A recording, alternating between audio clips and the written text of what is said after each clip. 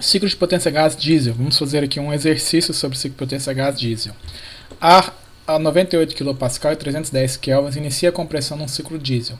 A razão de compressão é 20 e RC, que é o Compression Ratio, 2,2. Utilize calores específicos constantes.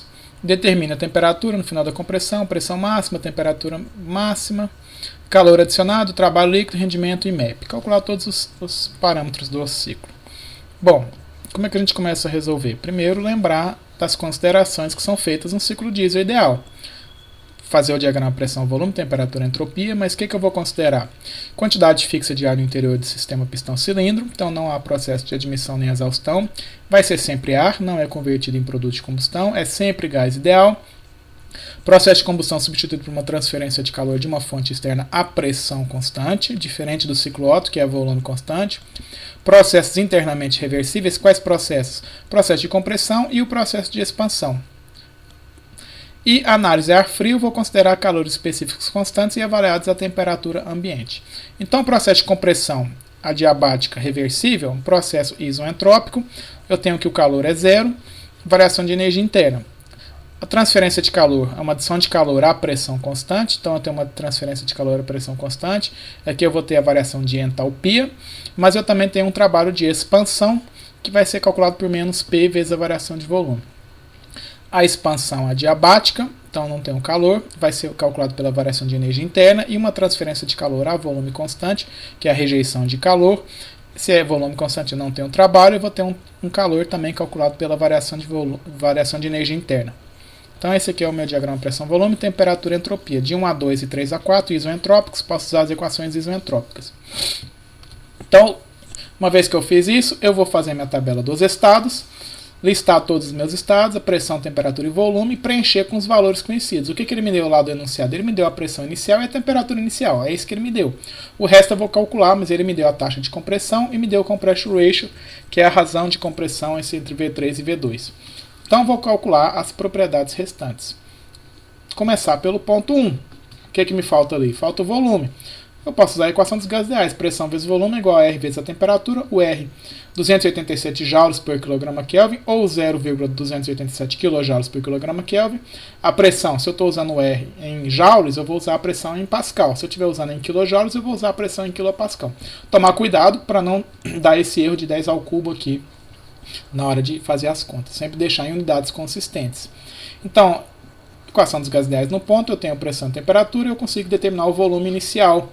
Vou deixar aqui, deixei com todas as casas, e aqui a gente vai representar com algumas casas só, algarismos significativos. Nas contas é importante a gente tentar não sair fazendo truncamento, para não sair propagando esse erro nas contas. Então, meu ponto 1 está todo autorizado, eu tenho condições agora de ir para o ponto 2. O que eu sei do ponto 2? Ele me deu a razão de compressão, e a gente sabe que tanto no Otto como no diesel, a razão de compressão é a razão entre os volumes, diferente do ciclo Brayton, que a razão de compressão é a razão entre as pressões. Bom, a razão entre os volumes, V1 sobre V2, vai ser a razão de compressão. Daqui eu tenho o volume 1 e a razão de compressão, e eu consigo calcular o volume 2. Então, o volume 1 eu tenho, a razão de compressão foi dada de 20, eu tenho o volume no ponto 2. O que mais que eu posso fazer no ponto 1 do ponto 2? Bom, se eu olhar no diagrama temperatura-entropia, é um processo isoentrópico. Logo, eu posso usar as equações isoentrópicas para gases ideais entre o ponto 2 e o ponto 1. Eu escrevo sempre nesse formato, T2 sobre T1, P2 sobre P1, K menos 1 sobre K, que é igual a V2 sobre V1 elevado a 1 menos K.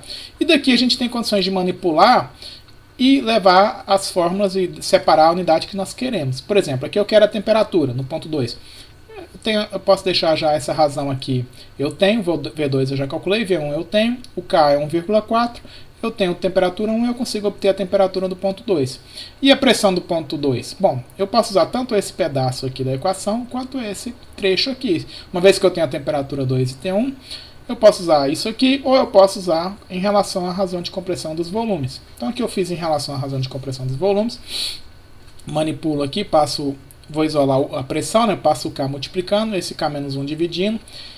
1 menos K é igual a menos K menos 1, então corta, vai ficar o menos K, certo? Então aqui uma manipulação simples, algébrica, eu isolo a pressão P2, calculo a pressão P2 no ponto e atualizo a minha tabela. Então tenho as condições no ponto 1 e os estados no ponto 2, as propriedades no ponto 2. Vou agora para o ponto 3, e nesse caso aqui, esse aqui é um problema bem simples, ele me deu essa compression ratio. O que é essa compression ratio? É a razão entre o volume 3 e o volume 2, certo? O volume 3 sobre o volume 2, é 2,2, ele me deu no enunciado. Então eu tenho condições de calcular o volume no ponto 3. Calculo o volume no ponto 3. Bom, o que mais que eu sei do ponto 3? Olhando aqui nos diagramas, pressão e volume é uma expansão a pressão constante. Então eu também tenho a pressão do ponto 3 igual a pressão do ponto 2.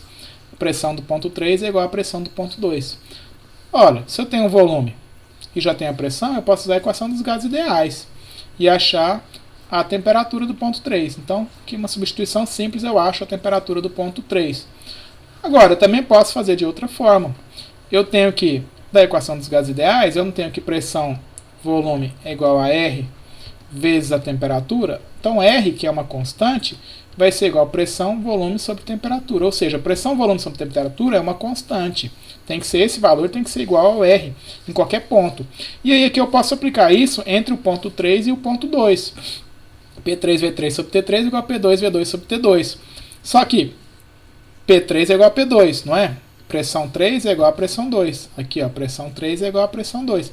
Então eu posso aqui obter a temperatura do ponto em função da temperatura aqui dos volumes, da razão dos volumes. Porque esse aqui foi me dado, 2,2, certo? Temperatura 2 eu tenho do passo anterior, calculo a temperatura, a gente vai ver que tem que bater os resultados, né? Eu posso usar isso até para verificar se esse meu resultado aqui está certo. Atualizo então agora a minha tabela dos estados. Ponto 1, ponto 2, ponto 3 estão todos calculados. Falta só o ponto 4. O que eu sei do ponto 4? Eu sei que o volume do ponto 4 é igual ao volume do ponto 1, né? No diagrama pressão-volume. E eu sei que de 3 a 4 é isoentrópico. Então eu posso usar de 3 a 4 as equações isoentrópicas. Então, ponto 4, o volume 4 é igual ao volume 1. E posso usar a equação isoentrópica. Vou isolar aqui a temperatura em função dos volumes. O volume 4 eu tenho. O volume 3 eu tenho. Então eu tenho a temperatura. E também eu posso usar aqui em razão. Se eu tenho os volumes, eu posso usar as pressões. Eu tenho a pressão do ponto 4. Então uso aqui os trechos apropriados da equação isentrópica, acho a pressão do ponto 4. Da mesma forma que eu fiz anteriormente, eu também posso aplicar entre qualquer ponto. PV sobre T é uma constante. Aqui, no caso, eu posso aplicar entre o ponto 4 e o ponto 1. Por quê? Porque V1 é igual a V4. Então, V1 é igual a V4. Eu tenho que P4 é igual a P1, T4 sobre T1. Se eu já calculei a temperatura 4, eu tenho pressão P1. Eu calculo as propriedades no ponto também. Posso ter aqui, então, algumas formas de calcular.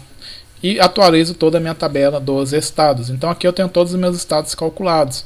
E aí o que eu faço? Verifico.